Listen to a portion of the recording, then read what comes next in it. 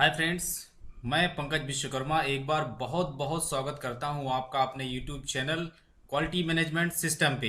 तो फ्रेंड्स, आज अपने इस वीडियो में हम जानने वाले हैं कि टर्टल डायग्राम क्या होता है, टर्टल प्रोसेस क्या होती है, इसमें इनपुट क्या होता है, आउटपुट क्या होता है और इसका हम यूज कैसे कर सकते हैं अपनी प्रोसेस में, इससे हमें बेनिफिट क्या क्या हो सकते हैं।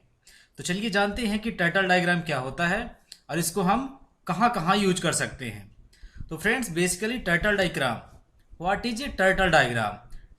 A turtle diagram is a visual tool that can be used to details in a very precious manner all of the elements of any given process within a organizations। मतलब turtle diagram एक visual tool है जिसका उपयोग संगठन की सभी प्रक्रियाओं को, सभी तत्वों को बहुत सटीक तरीके से विवरण करने में या दर्शाने में किया जाता है। इसमें हम ऑर्गेनाइजेशन की सारी चीज़ों को बहुत ही सटीकता से, बहुत ही बारीकी से दिखा देते हैं। इसका यूज हम क्यों करते हैं? A turtle diagram is a very useful to management for establishing the organization process and is aligning process performance to the organization goal and applicable policies. They act as a benchmark for the current best practices for each process and they make the process for a visual।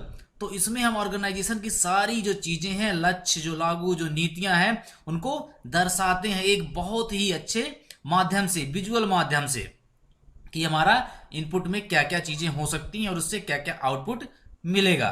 तो चलिए देखते हैं कि अब turtle diagram होता क्या है basically. तो फ्रेंड्स, टर्टल डायग्राम हम किसी भी प्रोसेस में यूज करते हैं तो उसमें बेसिकली होता है इनपुट। सबसे पहले किसी भी प्रोसेस में इनपुट दिया जाता है, तो आप इनपुट के रूप में क्या क्या चीजें ले सकते हो? Man, machine, material, method, document और मेंटेनेंस से रिलेटेड जो भी आपकी सारी चीजें हैं वो इनपुट में रिसोर्स आप यूज कर सकते हो। देन आप इसके बाद मिलेगा आउटपुट। तो डिजायर्ड आउटपुट आपको मिलेगा, बट इस डिजायर्ड आउटपुट के लिए आपको और भी सारी चीजें लगानी पड़ेंगी। चलिए देखते हो कौन कौन सी होती हैं। इसमें सबसे पहले आपको कंपिटेंसी। तो जो भी आप मैन पावर लगाओगे, कंपिटेंसी लगाओगे, तो कंपिटेंसी बेसिकली दो चीजों में डिवाइड होगी, एक बिहेवियर कंपिटेंसी बनेगी और एक टेक्निकल कंपिटेंसी बनेगी। तो बिहेवियर में आप कम्युनिकेशन हो सकता है, टीम मैनेजमेंट हो सकता है और टाइम मैनेजमेंट हो सकता है। जबकि टेक्निकल कंपिटेंसी में आपको रिलेवेंट टू प्रोसेस ही लेनी है। जितनी कंपिटेंसी आप लोगे टेक्निकल हो, प्रोसेस से रिलेवेंट होनी चाहिए। देन इसके बाद में procedure, right here list of the procedure. आपकी प्रोसेस में कौन कौन से प्रोसीजर यूज हो रहे हैं आपके पास में लिस्ट होनी चाहिए और सारी लिस्ट यहाँ पे राइट डाउन करनी है कि कौन कौन से प्रोसीजर आप यूज कर रहे हो अपनी प्रोसेस में। देन फ्रेंड्स आता है प्रोसेस इंटरफेसिंग। इसका मतलब क्या होता है? The name of the department having linkage with the process. आपकी ये जो प्रोसेस आपने यहाँ पे डिफाइन करी है उससे कौन कौन से डिपार्टमेंट इंटरलिंकेज हैं वो आपको यहाँ पे सारे लिखने हैं। देन है ऑब्जेक्टिव। आपका ऑब्जेक्टिव क्या है?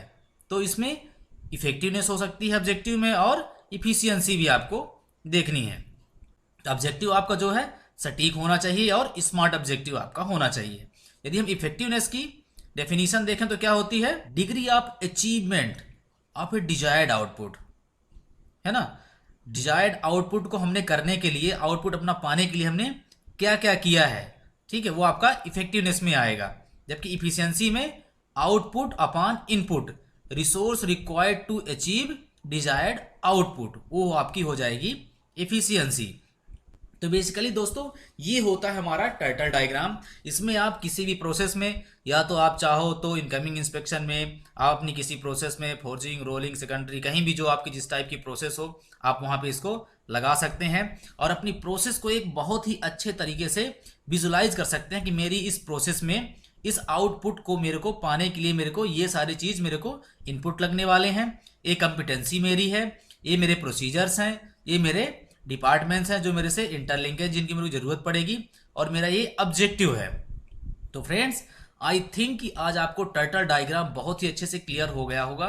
और यदि टर्टल डायग्राम में कहीं भी आपको कोई दिक्कत होती है तो आप मेरे को नीचे दिए गए कॉन्टैक्ट नंबर पे मेरे को कॉन्टैक्ट कर सकते हैं, या मेरे को मेल कर सकते हैं, या मेरे को कमेंट कर सकते हैं। और यदि आपको किसी भी प्रोसेस का आप टाइटल डायग्राम बनाना चाहते हैं तो आप मेरे को लिंक दे सकते हैं, मेरे को कमेंट कर सकते हैं, मैं आपको उस प्रोसेस का टाइटल डायग्राम बना के आपको सेंड कर दूंगा। लेकिन उसमें आपकी थोड़ी बहुत मेरे को हेल्प चाहिए पड़ेगी, जो आपको करनी पड़ेगी। तो फ्रेंड्स, आई थिंक कि आज आपको मेरे इस वीडियो में टाइटल डायग्राम बहुत ही अच्छे से क्लियर हो गया होगा। इस टाइटल डायग्राम का जिक्र जो है IATF में किया गया है, और IATF की रिकमेंडेशन है कि आप किसी प्रोसेस में यदि आप दिखाना चाहते हैं तो टाइटल डायग्राम के थ्रू आप दिखा सकते हैं।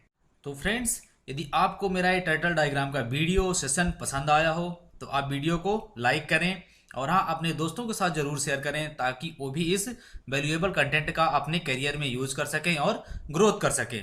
तो फ्रेंड्स, कमेंट करना ना भूलें, ताकि मैं अपने आने वाले सेशंस में और सुधार कर सकूं और आपके लिए अच्छे अच्छे कंटेंट्स ला सकूं। यदि आपकी कोई रिकमेंडेशन है, आप कोई नया कंटेंट चाहते हैं, तो आप मेरे को कमेंट सेक्शन में जाके कमेंट करके बता सकते हैं। Thank you friends.